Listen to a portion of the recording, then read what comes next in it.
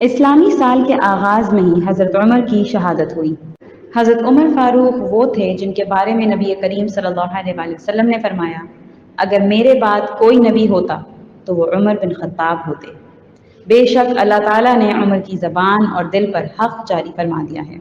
ابن عباس سے مروی ہے کہ تم عمر کا ذکر کیا کرو، کیونکہ جب تم عمر کو یاد کرو گے تو عدل و انصاف یاد آئے گا، اور عدل و انصاف کی وجہ سے تم اللہ کو یاد کرو گے۔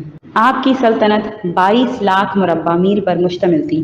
حضرت عمر فاروق رضی اللہ تعالی عنہ کی حکومت کی خصوصیات: بیت المال کا قیام، حکومتی نظم و نسق کے لیے دفاتر، ڈاک کا نظام، اہم وزارتیں تشکیل دینا، انتظامی شعبہ جات اور پولیس کے محکمہ کا قیام، شہروں میں انصاف کی فوری حصول کے لیے قاضی مقرر کرنا، حضرت علی رضی اللہ تعالی عنہ کے مشورے سے تاریخ اسلام لکھوانا، مساجد میں روشنی کا انتظام، اقلیتوں کے حقوق کے تحفظ کا اہتمام، لوگوں کے احوال جاننے کے لیے راتوں کو گشت کرنا۔ سوچئے، کیا ہم بھی ایسے ہی نظام کی خواہش نہیں رکھتے؟ ایسا نظام جہاں ہمارے حکمران مخلصانہ طریقے سے ہمارے مسائل کو اپنا مسئلہ سمجھ کر حل کرنے کی کوشش کریں، جہاں سب کو فوری انصاف ملے، جہاں ہم پیچھے کے بجائے آگے کا سفر کریں۔